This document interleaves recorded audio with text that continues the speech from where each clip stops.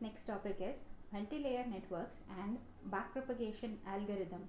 So multi-layer network. We know that a multi-layer network is nothing but more than one hidden layer. If we have, then it is called as a multi-layer network. So let's see a structure of a network. So this is an artificial neural network basic structure. So where we have an input layer. The input layer, it is nothing but x1, x2, x3 up to xn. We have a weight. Next we have a summation where we are going to multiply, or the summation, it is going to take the algebraic sum of the product of the input and the weight. So the output of the summation, it is called as a net. The net, it is equals to summation of I is equals to 0 to n value. So 0, the I value, it is going to start from 0 and it ends up to an n value xi into wi. So here we are going to add the base for it, bias for it. After adding a bias for it, next it is passed to an activation function. An activation function, it is nothing but an transfer function. So all the processing, it has been done here. Depending upon the threshold, the activation function, it is going to work and it is going to give the output whether it is 0 or 1, or it is plus 1 or minus 1. So that is the output of an artificial neural network. So this is the structure of an artificial neural network as we all studied. So in a multi-layer neural network means, so this is a single layer neural network. You have an input layer.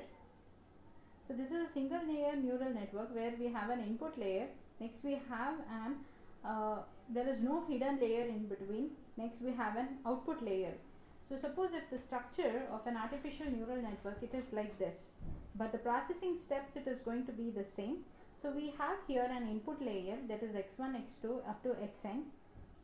We are going to assign the weights here. Even though it is not indicated, it is understood that the structure of a neural network, it is going to follow the same, even though it is a multi-layer neural network. So this has an input layer. The weights will be assigned for each of the input layers.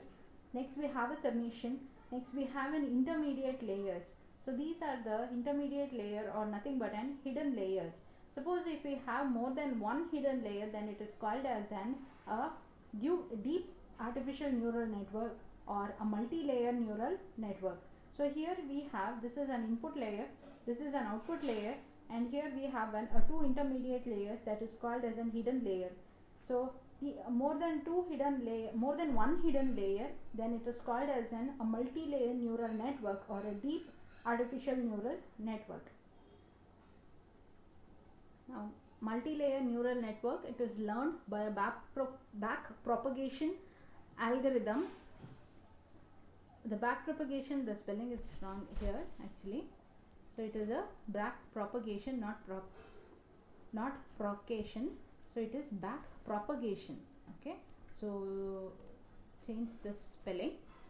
So multi-layer network are learned by the backpropagation algorithm, and it is capable of expressing a rich variety of non-linear decision surfaces. So if we are using a linear decision surfaces, then we are using a single layer, that is nothing but a perceptron. The single layer neural network means it will be like this. So this is a single layer neural network which is nothing but a perceptron, where there is no hidden layer. You will be just having an input and then an output layer, and then followed by a summation. So whereas in a multi-layer neural network, so there will be an hidden layers. So multi-layer neural network, it is used along with the backpropagation algorithm, and it is used for non-linear decision surfaces, whereas for the linear decision surfaces, we are going to use a perceptron or a single layer network.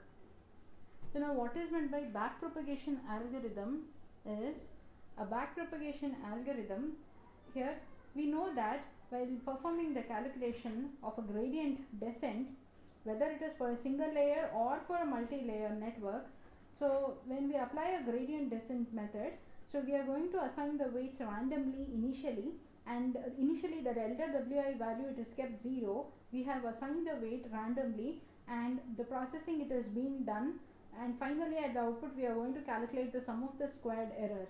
Suppose if the error is more and the predicted value, it is not equal to an actual value, so we are going to backpropagate for each and every layer.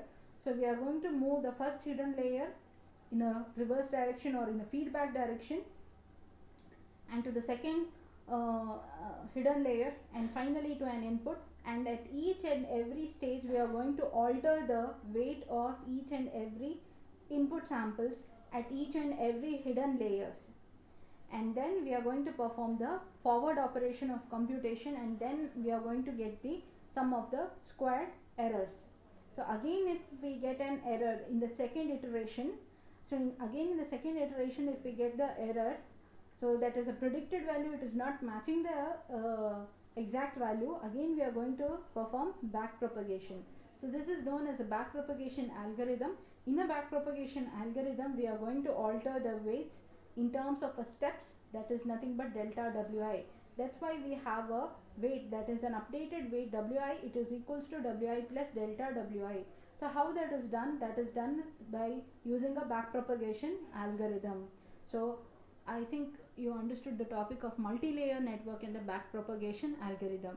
So what is meant by a multi-layer network? A multi-layer network is one where we have more than one hidden layer of a neural network, then it is called as a multi-layer neural network or a deep artificial neural network. And a back propagation algorithm, it is nothing but we are going to back propagate in order to alter the weight so that we get a best output, so that the predicted output it is equal to an actual output. And this multi-layer neural network with a back propagation algorithm, it is used in a non-linear decision surfaces, whereas in a linear decision surface we are going to use a perceptron. So let's see the example of a multi-layer network. So this is an example of a multi-layer network we have considered. So this is a multi-layer network. So you can observe here the F1 and F2 are the two inputs we have considered. So here F1 and F2 are the two parameters that indicates the sound. So we are going to predict the vowels depending upon the vowel sound. So and these are the outputs, that is head, hood are the different outputs that we have obtained, and this is the hidden layer. You have only one hidden layer here. So this example we can consider it for a multi-layer network. And what example I have shown, this one, even this diagram can be written for a multi-layer neural network.